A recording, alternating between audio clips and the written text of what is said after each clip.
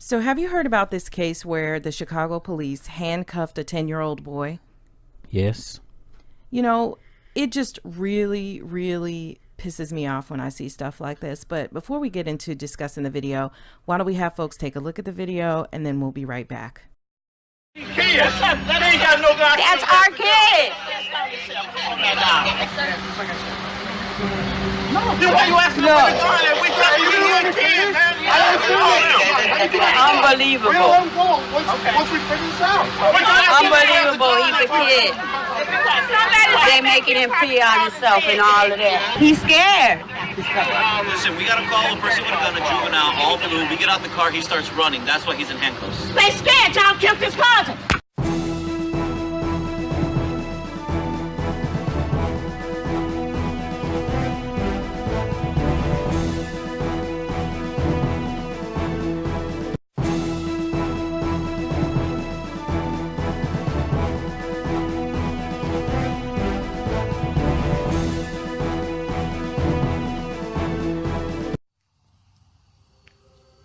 I just received another video of a 10-year-old black boy here in the United States handcuffed by a couple of white police officers. The video has now gone viral, and I listened to the news media as they published that situation to the people of America and the world. The young boy wet himself while in handcuffs, while in the control of two white police officers in Chicago. And I'm listening to the comments, I'm listening to the mother, I'm listening to others stand, sit around and act like this is something new. And they say, make this video go viral. The hell or the heaven with making a video go viral. When are black people going to go viral and stop just talking and get involved in some organization or create an organization, or stop letting people abuse you and walk over and disrespect you, and you got your own children walking around with the pants down, young men disrespecting their women disrespecting themselves and boys. So what are we talking about? We need to go viral. When you walk into a restaurant and you see black folk disgracing themselves, their family lineage, their name, and their little children, and then you talk about what they being other people are doing to us when we are unwilling to do something for ourselves. I'm tired of seeing stupid black people do such. Yes, when a black man is shot down by police, it shouldn't even go viral, because all you got to do is look in your own neighborhood and you'll see the viral right there in your own neighborhood. But most of you all won't even pick up a newspaper. You won't watch a TV program unless there's some sex and violence and cussing in it. And so I'm just being honest with you. I just got up this morning. Somebody sent that video to me, and personally, I don't care to get them anymore because of the fact that you don't do nothing most blacks don't do nothing in the local community. But when something come up like that, they get all riled up. They want to run out in the street and do all these crazy things. But the things that are going on in their own community, in their own state, they don't give a damn about that. Take Valdosta right here, for instance. Right here in the state of Georgia, we got newly elected black elected officials being removed from office, white people and Uncle Tom and Aunt Jane just giving them hell, but everybody ignoring them. The news media won't cover their story. We also have black people just coming up against other blacks, these major Uncle Toms and Aunt Janes.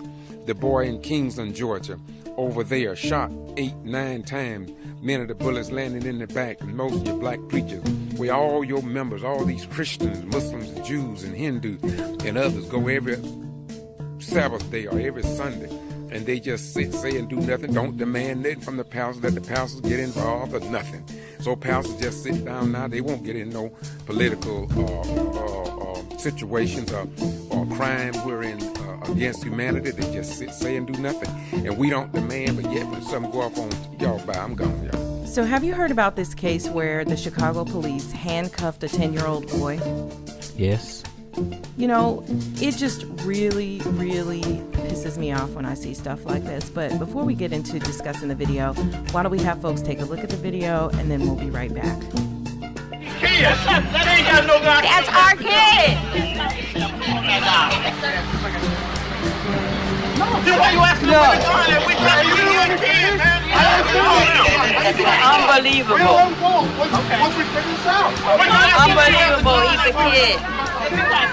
They making him pee on himself and all of that. He's scared. Listen, we got a call. A person with a gun, a juvenile, all blue. We get out the car. He starts running. That's why he's in handcuffs. They scared y'all killed his cousin. Why not wrong? They all I understand. Don't you know I'm professional all this stuff? Oh my God.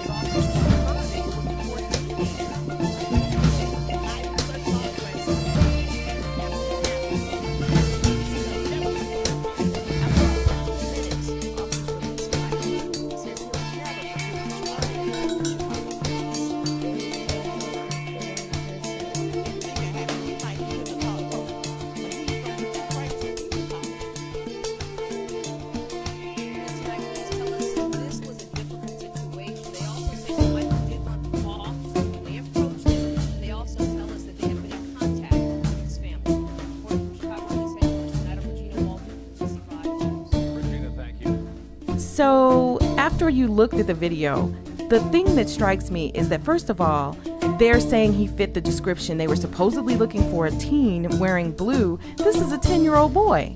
Yeah. You know, and then they handcuffed him. They feel justified in the way they act. The boy is so frightened by what happened that he urinates on himself. And the only thing that they have to say is just, oh, whoops, you know, you fit the description, but you weren't the right person. Yeah, fit the description is just code for you're black and we can do whatever we want to you. You know, and the optics of this just look terrible, you know, in terms of just look at the officers, look at this little boy. And, you know, there's a part in the actual raw video of the incident where you hear the police officer say, we were looking for somebody and he ran from the police. And so that's why he's in cuffs. And they were wearing blue. You know, okay, first of all, jeans are blue. So probably 9 times out of 10, a kid is going to be wearing blue. And probably 9 times out of 10, a 10-year-old will be running around. You know, they run everywhere.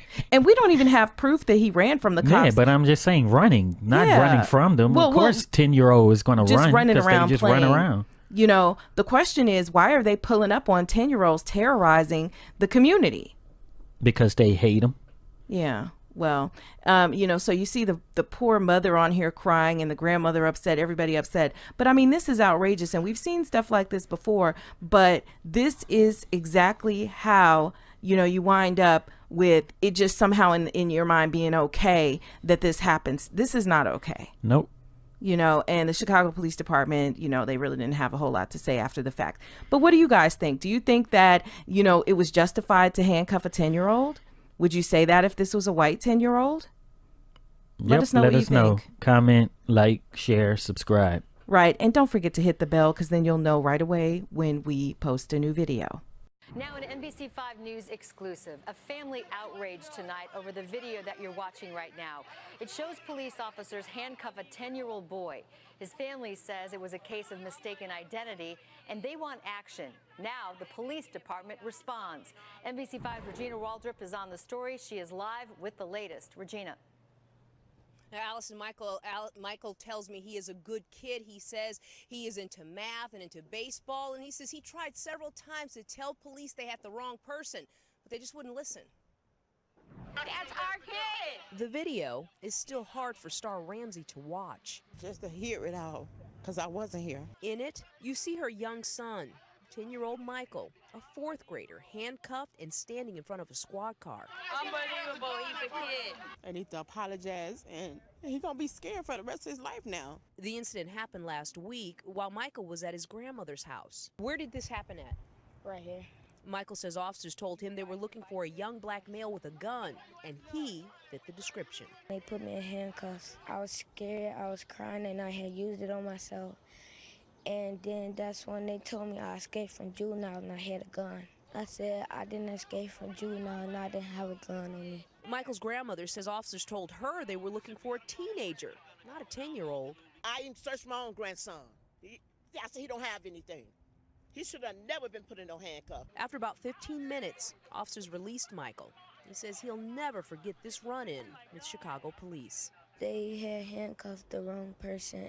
Anything can happen. We might need him to call the police, but he's going to be too afraid to even call. And tonight, police tell us this was a difficult situation. They also say that Michael did run from officers when they approached him, and they also tell us that they have been in contact with his family. Reporting from Chicago Police Headquarters tonight, I'm Regina Waldrop, NBC5 News. Regina, thank you.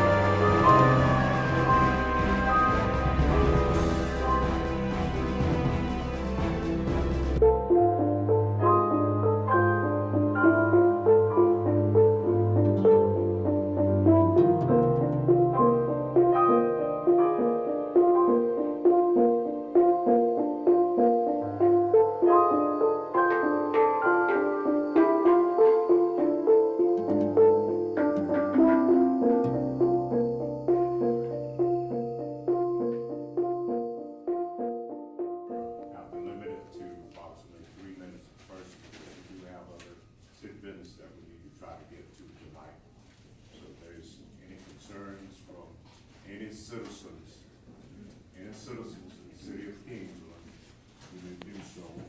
If you are a citizen in the city of Kingsland, you may come to the podium.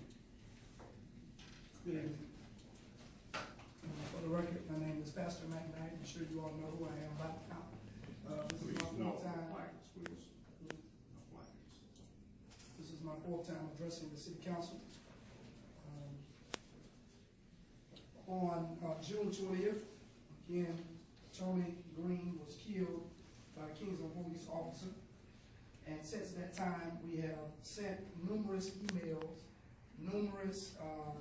coming to the city council to request questions to be answered. I've done what you all have asked of us to do as a committee, to put our concerns in writing. And still to this day, approximately 70 days since Tony was killed by a Kingsland police officer, no response has come from the city council or the mayor. So I have a big problem with that. And on Friday, I received an email from the Kingsland city attorney. And I want to read what he sent me. Dear Pastor Knight, please consider this a response to your August 14, 2018 email. August 14, 2018 correspondence and attempts to engage City of Kingsland officials regarding a matter that is the subject of an ongoing criminal investigation by the G.B.R. Apart from that investigation, the City of Kingsland has received multiple anti-litigium notices indicating civil litigation may be filed as a result of the unfortunate.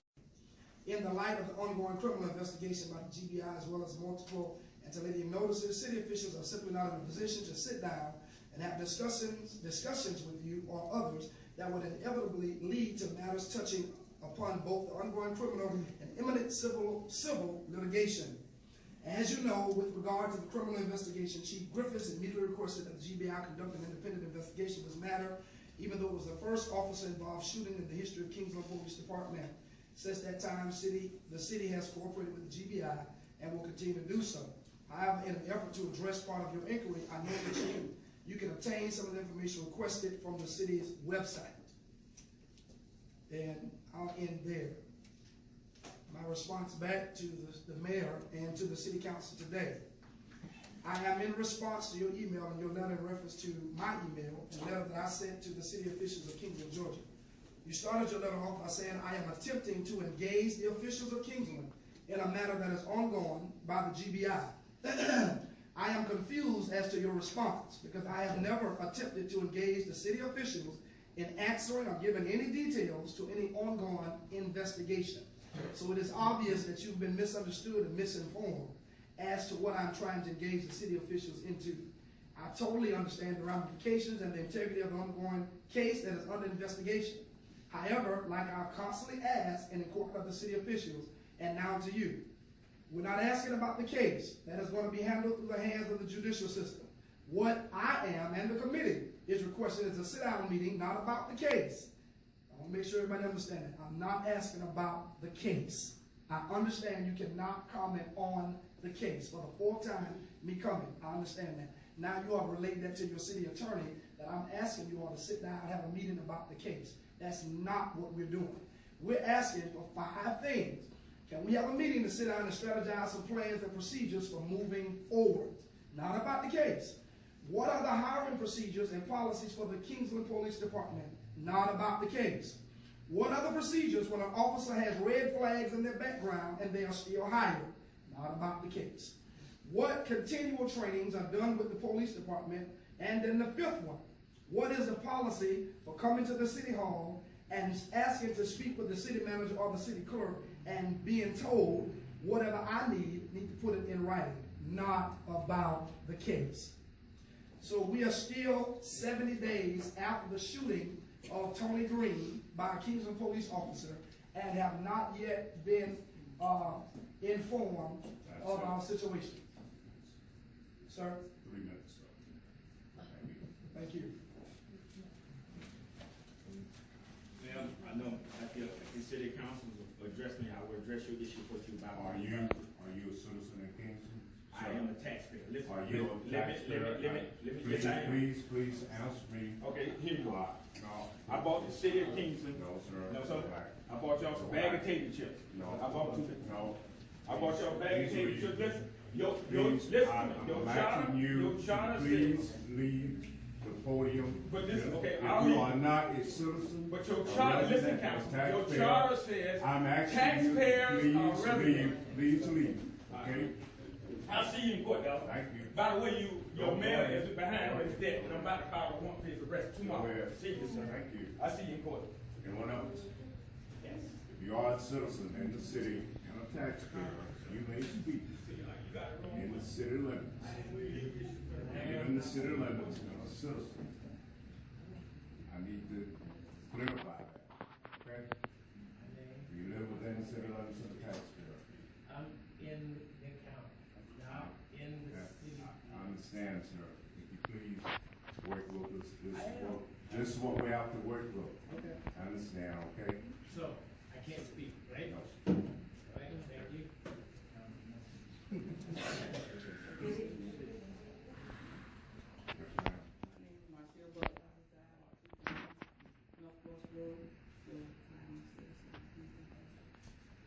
And I wrote a poem that I would like to share with the mayor and the city council.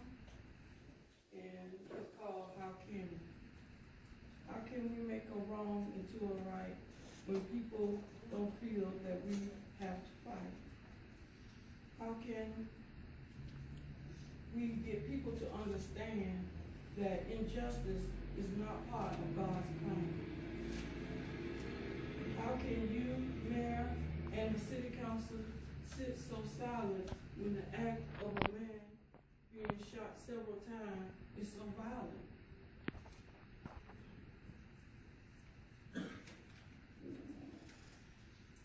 All right, you can do it now.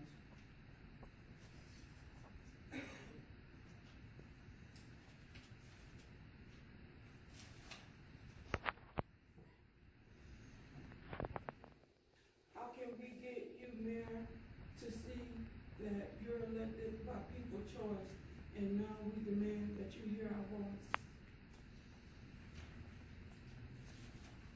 We, the concerned citizens, are asking how can we change policies, practices, and procedures so one day we can rest assured that our children may have a future. Thank you. Thank you, ma'am.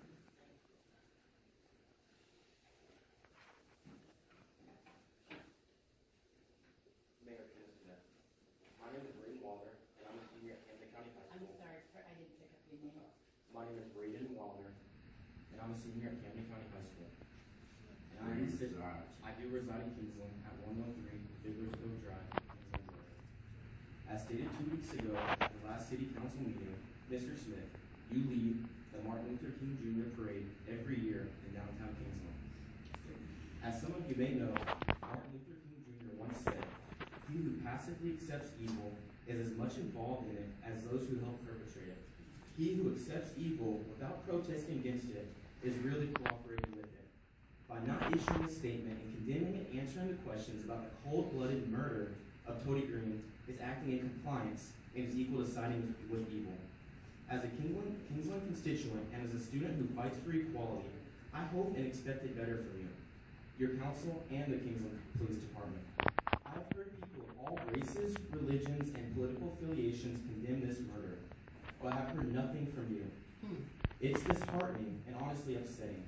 There's an upcoming election where you're going to have a very tough race to begin with, and by turning your back on your constituents, people of color, and people who have supported you from the very beginning is not going to help you win. I hope you consider what I've said and actively try to reverse the actions you've taken. But if not, see you in the polls on November 6th. Thank you. Anyone else?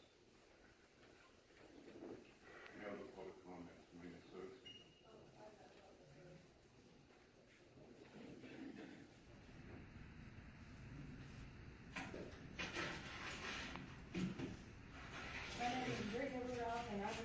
At 157 Woodhaven Drive.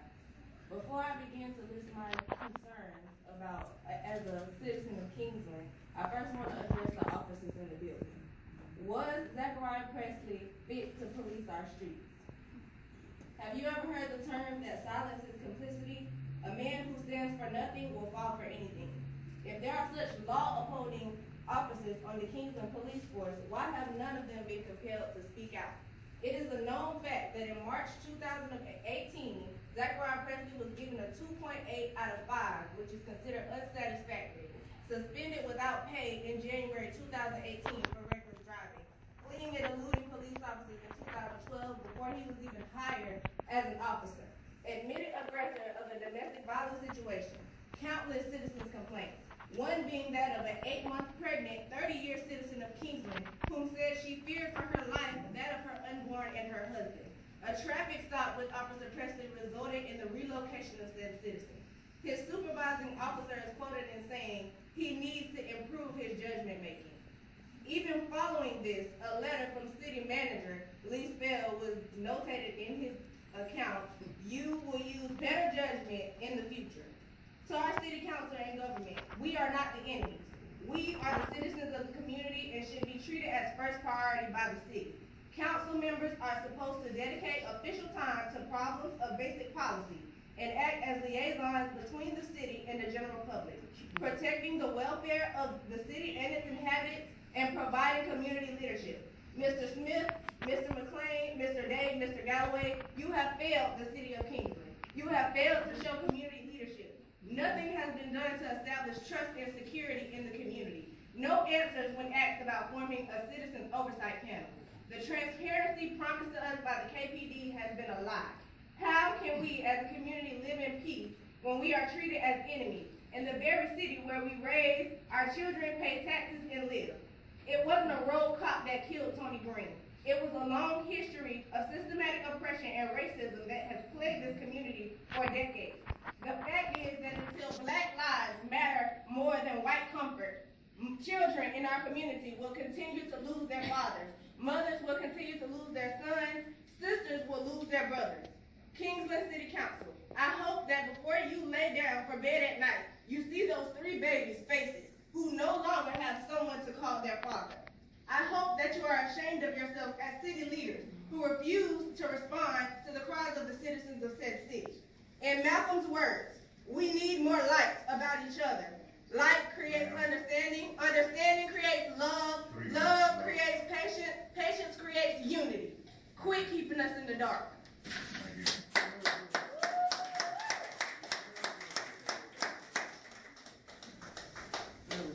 Good evening, Mayor and Council. Reverend James Sam, 125 Chestnut Court. I told y'all that I would come back and get some information, community talk, and I'm going to try to get them to go there. Again, the matter is us working together and respecting each other. Church, color, that's not the issue. It's just respect. And that's what we need to do. We can respect each other. We can get something done, but we can't throw it under the bus or under the rug. We got to give. I've already prayed. It's time to talk. Sure.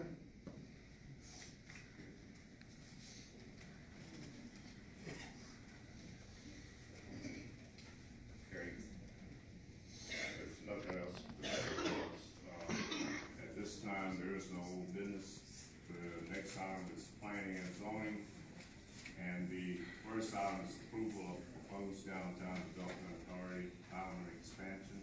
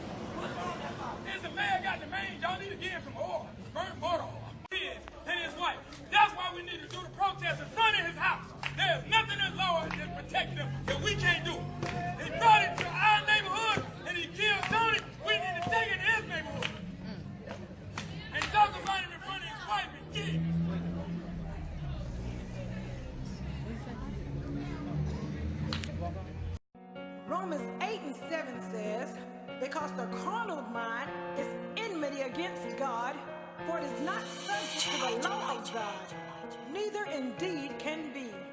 To God be the glory.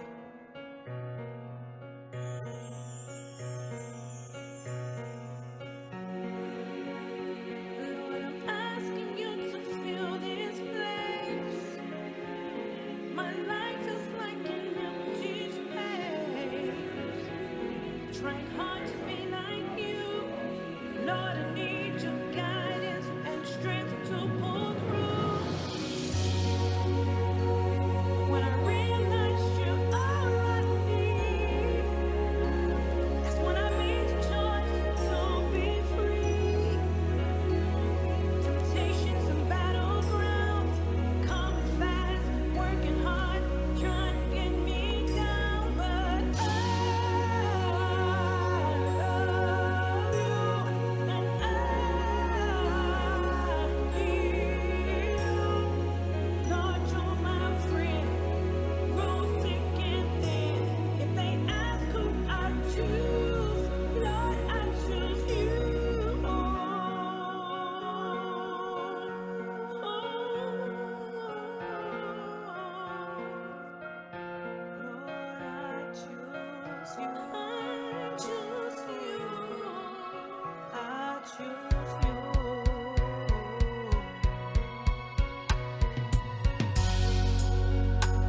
When I'm feeling like I can't stand, but I'm reminded that my life is in your hands.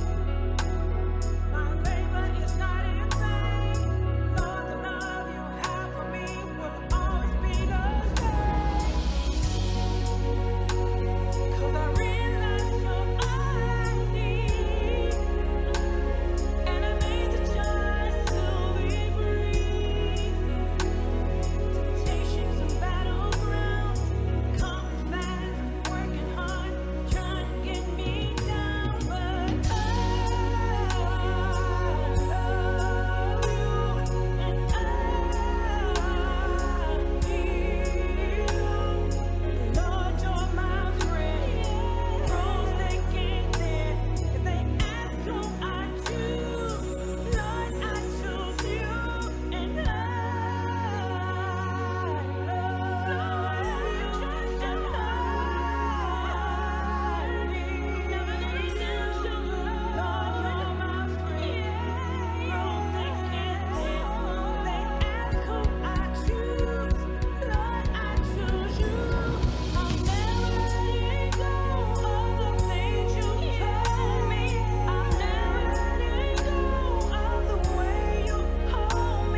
I'm done holding back, and I'll give you everything.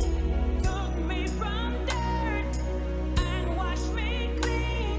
I'm never letting go of the things you told me. I'm never letting go of the way you hold me. I'm done holding back, and I'll give you everything. Took me from dirt and wash me clean. And I love you, and I need you. Lord, you're my friend, through thick and thin. If they ask who I choose, Lord, I choose you, and I love you, and I need you. Lord, you're my friend, through thick and thin. If they ask who I choose, Lord, I choose you. Thank you, Item Statute approved. Next item is the adoption of ordinance number 2018-06, and ordinance to amend articles of ordinance number 2000.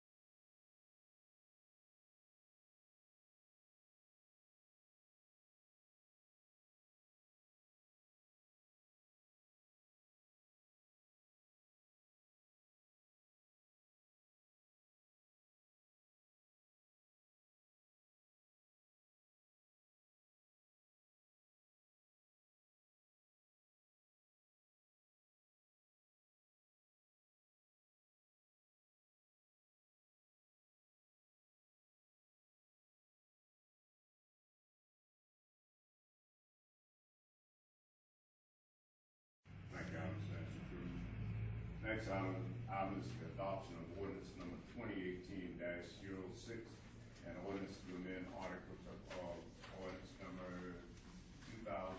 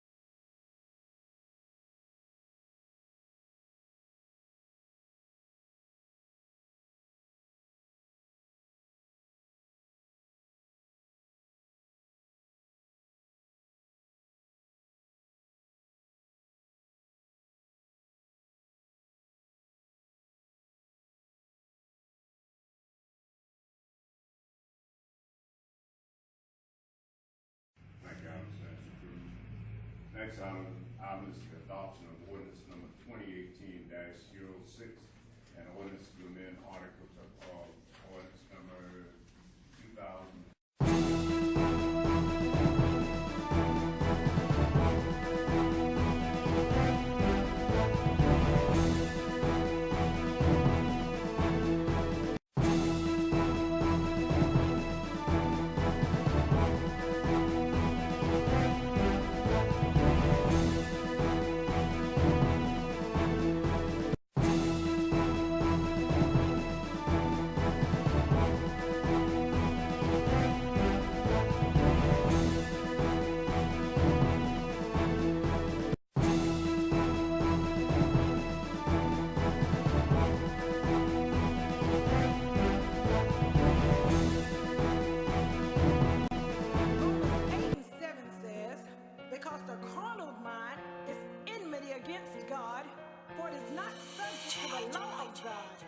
Neither indeed can be.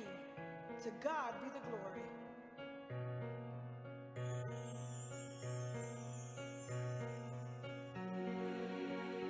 Lord, I'm asking you to fill this place. My life is like an empty space. Trying hard to